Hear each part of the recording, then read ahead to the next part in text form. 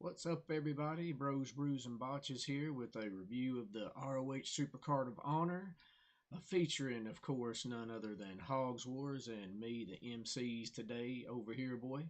What's up, man? How you doing today? Man, I'm very excited about ROH all of a sudden compared to what I was when we first started watching.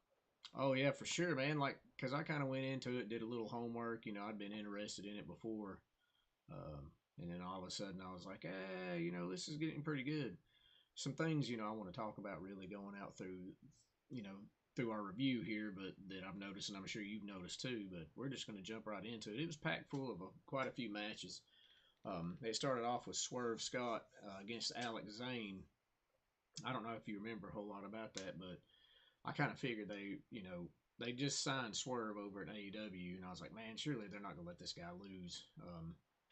Which Right. he didn't. He ended up winning the match, but I think for me, I'm not going to go into a whole big tirade about it, but the one thing I remember being pretty nasty is Zane was on the apron and he did like that Hmm. reverse Hurricane Rana on him and knocked him off to the floor. I mean, that was pretty brutal. Right. I'm surprised That he was was able to. crucial. Oh yeah, I'm surprised he was able to recover from that. So Nasty as all get out, man. But what was funny is like because I really don't know a lot about all people. First thing I saw when dude came out, Zane was I was talking about, is that a pirate? I was just trying to make because all his attire that he kept grabbing his darn mustache like he Raleigh fingers back in the day. So it's just and then his move being called the Crunch Wrap Supreme. I'm like, dude, when did Taco Bell jump into ROH? But anyway, yeah, I mean it. because that was a nasty too. Yeah, whenever he come off the rope on that, like did that 450 or whatever, and he was kind of bent over and went over and stomped on his back or whatnot. Yeah, Yeah, nasty. but it went on. It went on. It was a back and forth match. There was a little bit of high flying and stuff like that, and then it went. You know, pretty much in the end, Swerve ended up hitting the JML driver on him and pinned him. All right. So, like I said, I knew as soon as I saw it starting off the bat, it wasn't going to be like that. But at least it was a decent match. Some of these other ones kind of went maybe a little longer than necessary, but that one was pretty good. Yeah, and we'll get into that too for sure. But the next one was the one and only Ninja Mac. Everybody been talking, calling for him to come out there, and then here comes Tully Blanchard rolling out there talking about, oh yeah, I got a new member of the faction. By the way, his name's Mister Brian Cage, and then it was downhill from there for Ninja Pretty Mac. much. Right off the cuff, dude, Ninja Mac came out there, tried to flip over the top rope and jump on Brian Cage. He caught him in midair and powerbombed him on the ring apron. That was absolutely incredible. Uh, Really was. Just nasty. And then he later on he tried to catch him on the outside and he just power him into the side of the ring. Just yeah, exactly. I mean, he just ugh. manhandled him, and I wasn't sure. I never even heard of Ninja Mac, and I'm pretty sure he was just there, and they were putting him over at the beginning of it, but he was there to lose the Cage like that. I mean, he got a little Pretty offense in. much. He kicked Brian Cage a couple of times, got some good strikes in, but then Brian Cage ended up going to Suplex City on him, yoked his place Mhm. all over that, and then hit him for the drill claw or hit him with the drill claw at the end to win the match. I mean, pretty. I mean, I knew that's how that was going to go for sure, Hell yeah. but I didn't know that the faction that Brian Cage is a part of with the Tully Blanchard. Um, they had some in the pre-show. The couple of the guys he has with him won as well, so we're going to kind of see how that's going to play out. Okay. Now, I think the show started picking up with the next match though, when it was Lee Moriarty and Jay Lethal. Yeah. And I don't know, man. Do you remember anything big, or did you like anything, or didn't dislike anything particular about this match? It was a decent match, but the interesting thing was the way it ended. You know, Jay Lethal's been pretty much, running this kind of consistent face turn for quite a while, and all of a sudden, they're doing all this weird doing handshakes and everything else. And next thing you know, he gives the other guy got during low blow out of nowhere, and everybody's booing and like, what is he doing? What's going on? Like, how dare he give him a low blow and then he finishes him off with the damn lethal injection? Like, fuck y'all, I'm gonna win this match. So, Yeah, man. Hey, but listen. it was it was a good match. It's just it's like the best part was them trying to show that the other guy knew what Jay's moves was, so he would keep reversing everything he was throwing out there. like he just got so frustrated. You know what? Forget this. I'm just going ahead, go heal and get a win out of this one. Yeah, But it led to everything later on too. So which is weird to me because Moriarty, he's over in AEW or has been. I don't know if he's officially signed. I guess he's officially signed. But I thought it was odd that they had two Ring of Honor, guys in Ring of Honor wrestling each other that are AEW guys, and then they had Lethal go over. Of course, Moriarty's kind of been skirting. He wrestled Bryan Danielson not too long ago, and now Jay Lethal. So hopefully they're going to keep him up in the picture. And they might even have him doing something with Gresham because later on that'll, we'll talk about that. But yeah, I don't know, man. Like, I thought it was cool, Lethal, hit the lethal combination. He did the backbreaker and like the flatliner maneuver on him. And then Moriarty got a couple of good stretches in him, but ultimately, like you said, he was on the upper hand when he caught that low blow, and the rest of that was a wrap. Which, the next match was the Willow versus Mercedes Martinez for the interim woman's title. Which they started off doing the handshake. They were doing the code of honor or whatnot. But I mean, this match, I don't want to take anything away from them. In my opinion, it was brutal. I mean, sitting there watching it sucked the wind out of me a little bit. They were back and forth. Like I've said that about every match up to this point, but they literally were back and forth, and it was like kind of weird and clunky. Willow did a couple of good moves, hit a senton bomb. Did a couple of kicks, like little super kicks. I thought were awkward. One of them she kicked and like fell down, but then later on she ended up hitting a lariat, which was kind of like Stan Hansen because she it was nasty. came up and smacked it upwards like he used to do. So I was like, oh, that's pretty cool. But Martinez ended up hitting the OG drop when she had her up on the top rope, kind of like in that Razor's Edge maneuver, and then flipped her down. And then, do you remember how it ended? Yeah, she kind of did like a Mexican surfboard almost, except for instead of like falling all the way back with her up, it's kind of like she just held her kind of flat like this, and then kind of came from behind, and Willow had to tap out. Man, that's a very interesting take on that. So I know what you're saying is, and I can't remember the name of it exactly, but you're right. It's a surfboard, and then it was progressed over into a dragon sleeper. It was quite nasty, but yeah, as soon as I it agree did with that, you I on said, that. "That's it, man. Tap out," and then that's what happened. So, Mm-hmm. but there's a trend that's developing if you guys are paying attention and listening, in kind of what's happening. There's been people that have been winning. Um, maybe aren't necessarily Ring of Honor people now, but Mm-hmm. we'll keep on that. But the next match was for the Ring of Honor titles, and this match I thought was probably the best match of the day. I'm not gonna lie. I mean, it was the top guys at FTR and Briscoes. I mean, Great match. right, yeah, Great match. right off the cuff, man. It was a technical. I was really surprised by the Briscoes going after it. FTR was coming in with their technical maneuvering, and I mean the Briscoes are right there keeping pace with them. And I was like, man, normally by now the Briscoes are already on one about chopping or kicking or headbutting or biting Mm-hmm. people or doing that kind of stuff, which would happen later on in the match. Right. But what do you think about it, or what did you like or dislike about that match?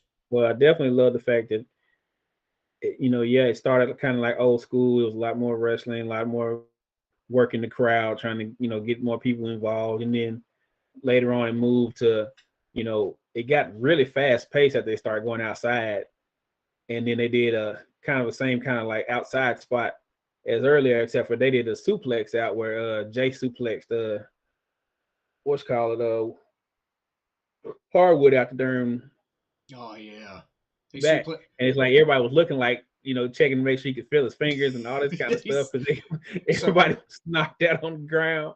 So what Harwood And was then saying is Jay was in the ring or outside on the ring apron, and Harwood was inside the match, and they were back and mm-hmm. forth trying to suplex each other. Harwood trying to suplex Jay into the ring, and Jay trying to suplex Harwood out. Well, Jay ended up winning and suplexed him straight from the inside to the floor off of the apron, and that's what led all the officials and everything to go over there and be like, "Hey man, are you okay?" And he's like, "Yeah, man." but I don't really know if he was. Right, because the way he looked like he was long. But then later on, they get back in the ring good, and the Briscoes give Wheeler the dang big rig. So I'm like, and I popped hard for that. I was like, wow, hold on, what Yeah, the they got him good on that too, because heck yeah. I I wasn't was like, expecting I it. said, what did you practice at home all day Oh, about right. that?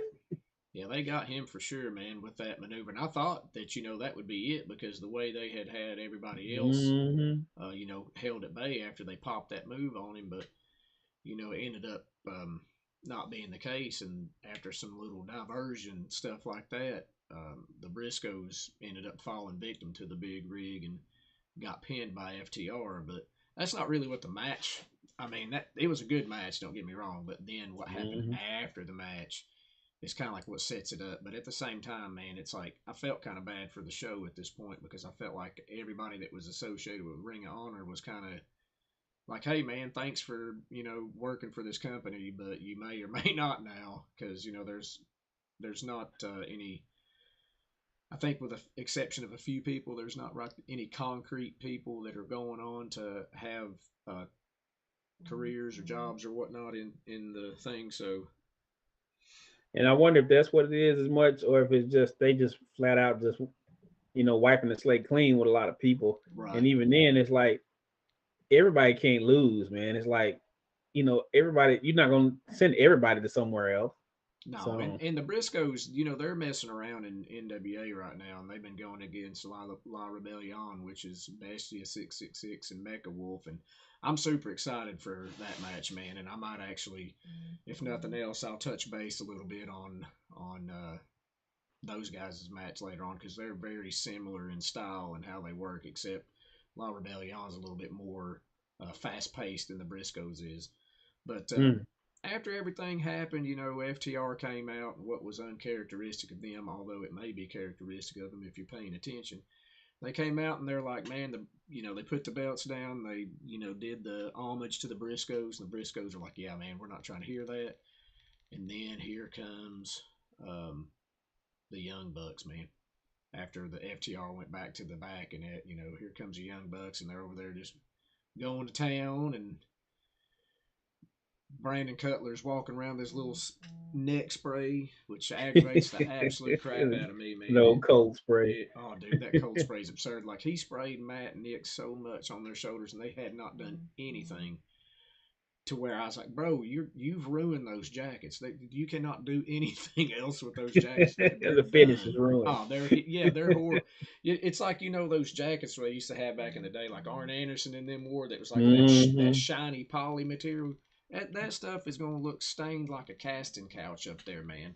It's going to be off. I mean, they're going to be on eBay, and people will be like, yeah, I'm still going to pay $2,000 for these jackets, because it's the Right, Young looking like Bucks. somebody had Jerry Curl juice fall all on there. That's right. That's right. But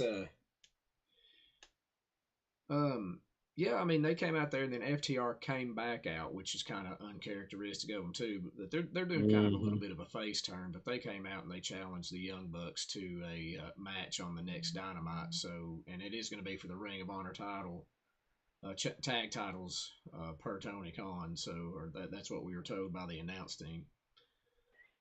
But anyway, the next match for me kind of was a slowdown from the pace of the previous one, and that was when Minoru Suzuki wrestled Rhett Titus for the Ring of Honor World Title, and that match went good. What cracked me up is Rhett Titus tried to go for the honor at the beginning, and Suzuki looked at him and laughed and just kicked his hand away, and I said, "Oh, that signed kind of that's kind of signed the death knell for the match going forward." But Right. what did you think about the match? I mean, do you recall It was anything pretty good, stand out pretty for you? stiff, Yeah, and just watching Suzuki win just was like, great. He finally got a belt in America, but also, man, you beat the tar out of that guy to get it. I mean, Rhett did a good job holding his own against him. There's a couple times where he had Suzuki down, and then Suzuki likes to try to get in, manipulate. That's always his thing, because he was the father of essentially the father of Japanese MMA with the pancreas and all that stuff, or pancreas. But he likes to go over and try to Pancrase. yeah, he likes to try to retch people out, and then that right there at the end, it was a flurry real quick. And anytime I know Suzuki takes off running like that, I'm like, okay, he's fixing to snatch this guy in that rear chokehold where that sets him up to spinning him around and putting him in the Gotch pile driver, which is what happened. 1, 2, 3. He wins the World TV title and says a bunch of stuff about Ring of Honor, and then kicks Rhett Titus's ring gear at the entrance ramp all over the place, and then he bounces. So I mean, that's Suzuki for you. Right. But the next one was the pure title. It was Wheeler Yuta versus Josh Woods. Mm-hmm. And that match was brutal at the beginning, but then it got pretty better as it went on. I was actually, the ending to me was weird. How'd you feel about it, man? I have to kind of explain to you here in a second.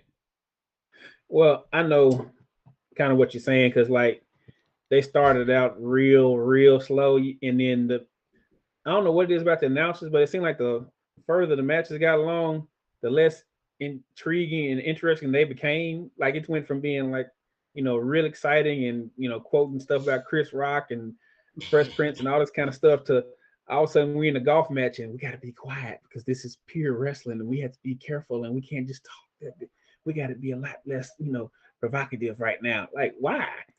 It's like you making it worse on us. It's like y'all gonna get to the point where we don't want to watch y'all show. Come on, man. Yeah, them boys was talking about, look at here. He has him locked in a Greco-Roman knuckle lock. Like, do I need to be like, right? But if for those of you that don't know, that you're probably like, what's the pure title? So the pure title is like considered a pure wrestling title. Has a lot of rules. Like you have so many. The biggest rules to me is the number of ring breaks you can have. So you can only get to the ropes 3 times before you're done. And then after that point, if you go and put your leg on the ropes and you're getting pinned or you're getting put in a submission, the ref doesn't break it. So that's the thing, and a lot of the guys that wrestle that are more technical people, like Drew Gulak and those kind of guys. So I don't know if I necessarily liked Wheeler Yuta being in it. I think he's good, and I think that he's pretty polished for as young as he is. But like the finish of it was weird to me. Like Josh Woods was going on with some maneuvers, and then all of a sudden it was like a weird small reverse package law in the straw cradle roll up deal, and Yuta pinned him. And then Yuta had a look on his face, was like, "Oh my God, I can't believe I just won that belt." And I was like, "Man, I really hope that if they put a belt like that on him and they're going to make him be the champion, and he does anything in AEW with it, that they don't make him kind of like oh, I can't believe I survived that type of a match character. I don't know if I necessarily like that much. So I think I want to kind of see where they're going with that, because I kind of like the pure title. I mean, just because it's wrestling, but I want to see what they do with him, or if he's going to end up dropping it to somebody kind of like Bryan Danielson or something to that effect, which I can see Bryan Danielson being a pure champion more than I could Wheeler Yuta, but who's to say? I mean, he's still young, and really haven't got to see a whole lot of him because he's been with the best friends. So, just recently, he tied out and got slapped down by Regal and all that stuff. So, I don't know, man. Time will tell. Hopefully, being part of the Blackpool Club or whatever is going to help him out. But I honestly thought that the match went too long. I mean, there was a couple of times where they were back and forth. How do you feel about those forearms back and forth when they had theirs in the middle? That's the other thing I know we were talking about while we was watching. It seemed like so many of them, even in the dang title match, where it's just like everybody's determined now. Instead of punching each other, they want to hit everybody with elbows, like you were saying, like it's more New Japan style. But the thing is, if everybody does it, it just looks worse and worse as it goes along the card. Because I know the women did it.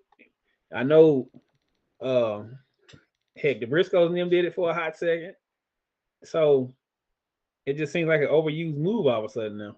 I mean, I want to, like, a lot of the times you'll see the forearm shivs and then you'll see the elbows. But for me, it just doesn't make a lot of sense. Like, if you put it in a match where it makes sense, like a lot of the Japanese style matches, I get that. But like sometimes it just seems like they're doing it just to be doing it. And to me, I'm like, okay, you're kind of taken away from it, and it's essentially like the modern era's version of a rest hold. You know, like when people used to put somebody in a Mm-hmm. sleeper on the ground, you're like, okay, you know this guy's not going to tap out from this, but you can also tell he's blown up too because he's over there breathing heavy and everything else like that. So I don't know, man. I just think the forearms are absurd. Like they need to scale that back a little bit, and I'm going to keep an eye on that. And I hope that it doesn't become like my new pet peeve. But if it does, maybe I'll have a T-shirt made that just says "forearm 300,000 times" on it. I Anyway, can like see it. that brings us to the last part, of the show. I hate that we didn't cover a whole lot, but really there wasn't of anything of substance. Um, of all the matches throughout. I mean, there might be things that were being set up for Ring of Honor, AEW slash matches going forward. Mm. I saw that, but up to this point, it has been AEW wrestler has won every match. Um, so that leads Except us. for Suzuki, that's pretty much it. So Yeah, well, Suzuki, yeah, that's exactly right. He was still under the old Ring of Honor thing, so I thought that's kind of odd, but at the same time, it might have something to do with they still have a working relationship with New Japan. So you right. know our counterpart who could not be with us today, Mister Yellow Boy, is more versed on that kind of dirt sheet stuff than we are. So I Mm. wouldn't say I'm winging it out here, but he probably is more privy to stuff that we don't know, and I'm sure he'll cover it. He's doing Right. a he's doing an NXT boy tomorrow for Stand and Deliver. So be on the lookout for that, and we'll let you know where you can find that after we talk about Gresham versus Banditos. So I'm gonna let you kind of talk about this a little bit. I've been long-winded here, long in the tooth, as they say. I'm gonna let you talk a little bit about it, and then I'm gonna add some stuff too at the end, maybe. Well, this was this was actually probably the best actual technical wrestling match out of all of them, and it really came down to Gresham trying to really kind of get to the point where he could get the octopus lock on the guy, which is basically him getting his leg over the guy's head while stretching his arm kind of in a little counterclockwise motion. Mm-hmm. But besides that, they had a lot of really great reversals. And then earlier in the day, Chavo Guerrero said he was going to be in Bandito's corner, and Bandito was like, just make sure we, don't cheat, man. I don't want to cheat at all. I want this to be, legit. So long story short, after doing a couple long suplexes, which one Bandito had him in Gresham in air for gotta be at least a minute long, and they're counting with his freaking hand while he's holding him up. And I give both guys a lot of credit because Gresham had to stay stiff for a minute long, and he had to stay strong enough to hold him up just as long. And when they finally, dropped him, it's like they both just collapsed because they both ran out of gas trying to, hold that position. And that was really cool. But in the end, they get to the point where it looks like Gresham about to win, and Chavo throws the belt directly at Gresham and hits him in the head. And Bandito's like, "What are you doing? What the heck?" So he literally makes the referee kick Chavo out the match. And then they get back to going, and finally Gresham, gets him over and pins him. And we're thinking, okay, great. They both did a little ROH kind of, handshake saying, great match and all. And then here comes Jay Lethal, like he's Kanye West, comes out there and tries to make him tries to make him say he's gonna take the title. I mean, get the title match from him because I made you. I'm the one that brought you to this this thing. And then I get he finally pisses Gresham off, and they start getting ready to scrap. And here all of a sudden, here comes Sanjay Dutt out of nowhere, and both trying to act like he's trying to tell him, no, no, you ain't right. You shouldn't do this. And next, they both turn on him and stomp the mess out of him. And everybody's like, oh, this is messed up. And then all of a sudden, these flames pop up in the background. And all of a sudden, here comes Samoa Joe. And everybody's like, Joe, Joe, What? Joe. And it's Yeah. like a pop, like, whoa, Joe's hold on. gonna kill And you. Yeah. Joe comes out and folds both of them. And he he gets shoot, get my words together, Galen. He gets Jay Lethal out the goddamn ring, and all of a sudden he puts Sanjay in the darn Kahuna clutch. But the thing is, the Okay, funny part about that's that was Sanjay's hand. I mean, Sanjay does hand like this. he was. He put it in the clutch. And finally, just like a crab, like he just gave up. He Finally rolled down, him on out. and he throws him out. Then Gresham, who looks like he's right, of course he's upset. Like these two that jacked me up, had won this belt, and I guess he thought Samoa was gonna jack him too. And he's like, "No, come here." And he told him come back in the ring, and he shook his hand, looked him in the eye, rose his hand up, and then they get ready to go off the air, and all of a sudden you see Joe getting the microphone, like, "Oh, we ain't gonna hear what he's gonna get to say. Thanks." Yeah, And that's the end of the exactly. show. Like, thanks for paying for this pay per view, but you're not gonna get to hear what I'm fixing to say. And they're like, "We gotta go. We're out of time." Even though we're on fight, Right. even though we're on Fight TV, and there is no schedule. Yeah, there is a schedule, but you get it. But man, like, I mean, you just stole my thunder, dude. I was gonna talk about Joe and bring the big reveal, but you had to go and ruin that Hey, for me. you asked, Yeah, you got what you wanted. you right. So, I mean, for me, to be honest though, I mean, I was doing this number right here most of the way through the match, like the Mm-hmm. beginning part of it. But like that turning point for me is when Chavo threw the belt at Gresham, and then Bandito's like, "No, bruh, that's not gonna work." Goes and gets the ref, has his own manager kicked out of ringside, Right. and then the match got off the rails. Like, I mean, there was back and forth, and then Mm-hmm. my favorite thing, honestly, was when Gresham got those suplex on him. He tried all those different suplexes and still couldn't beat him. And then it went to all those different type of pinning combinations, still couldn't beat him. Right. And then Bandito got the upper hand and was able to hit the 21 on him suplex, and I thought that was wrap, kicked out. And then they were back and forth again. I hate to say that, but back and forth, man, is what I give to anything to where there's really no upper hand on either side. They're just reversing maneuvers.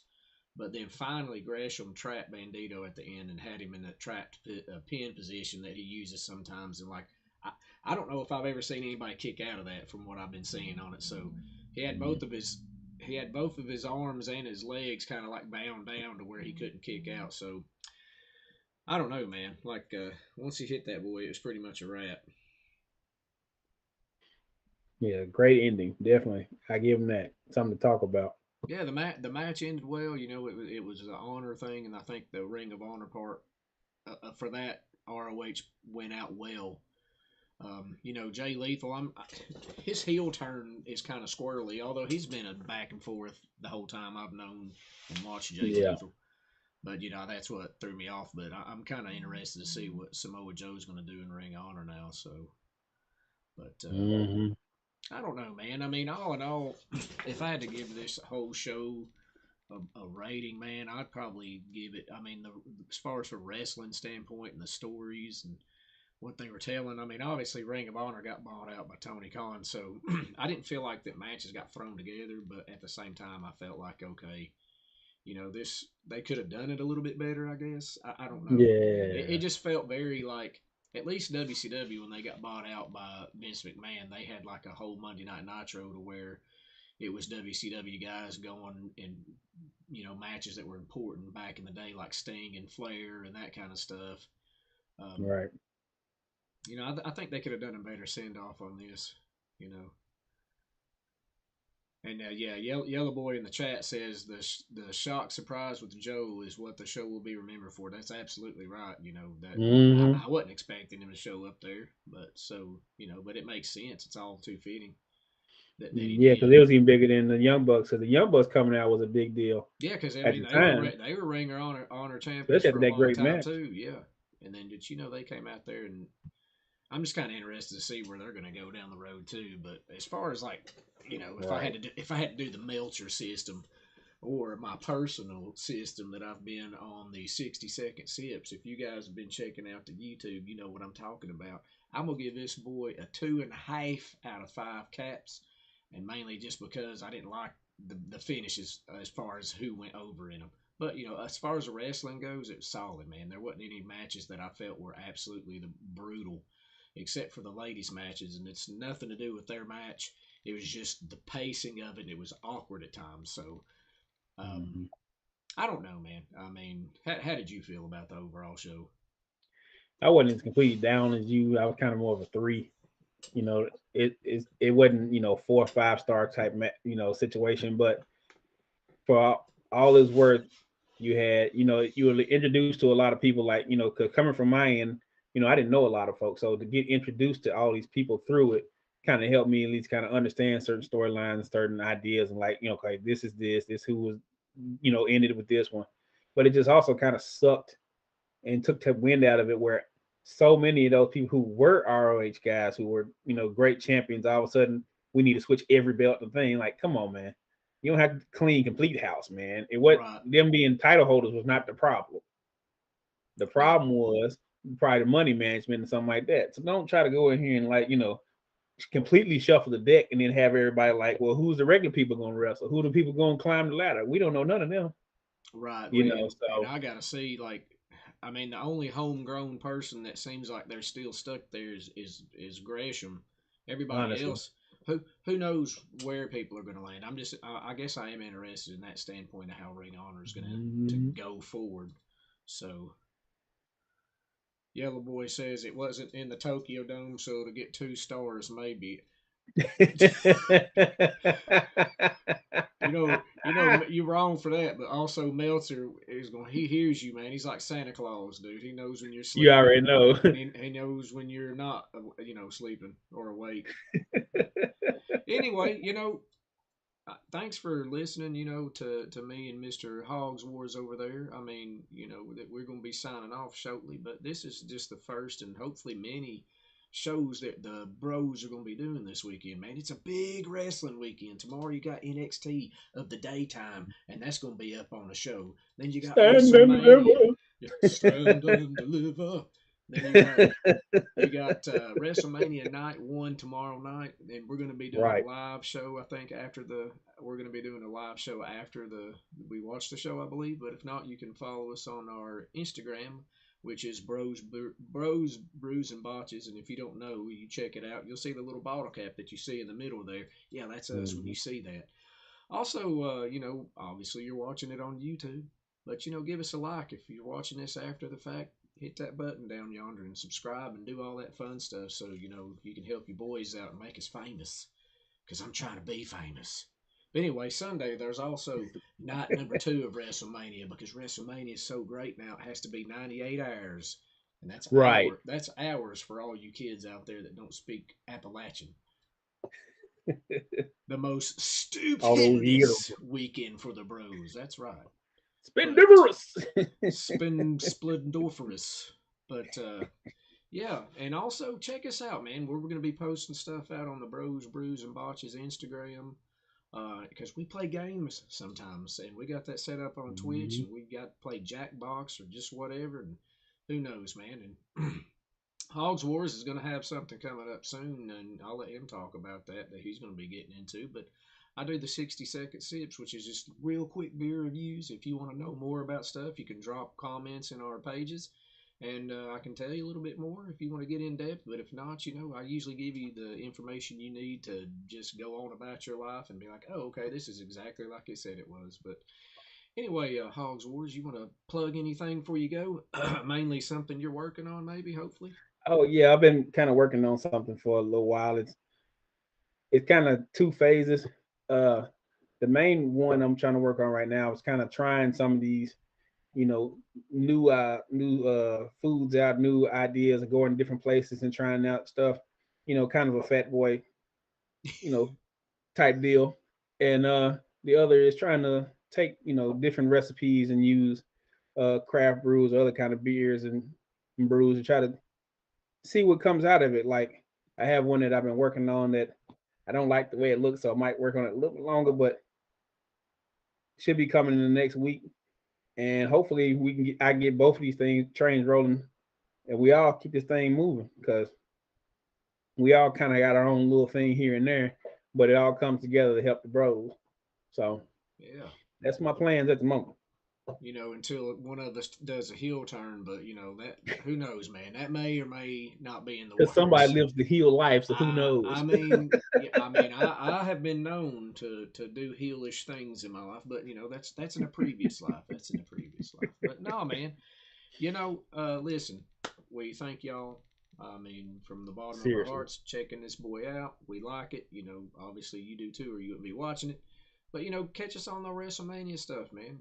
Keep up with what we're doing because we're entertaining dudes, and I just don't plug our own stuff because I like it. But I mean, I believe in it, and so does Hog Wars. and so does You Yellow darn Boy. right. So yeah, man. You got any parting comments for the people out there before we sign off for the eve? Check us out on all the socials, like you said. You know, subscribe, and look out for me and my random videos that are probably come out anytime soon. And definitely check out those 60-second sips because they're very funny. And that's all I got left. What about you, bud? That's it, man. I've done everything I can do. I've talked long in the tooth. I can probably be the historian of my people at this point in time, maybe. Anyway, so same bat time, same bat channel. Come tomorrow, check it out because there's going to be all kinds of cool stuff happening on WrestleMania and also probably NXT. I hope, and if not, then that's a sunk ship. But I'm gonna let my boy Yellow Boy talk about that tomorrow, and hopefully he'll Right. bring you some information that you didn't know about. Anyway, if that's all, then for the bros, brews, and botches, and I'm over here, boy, and you are Hog Wars. Hog Wars, and we're a big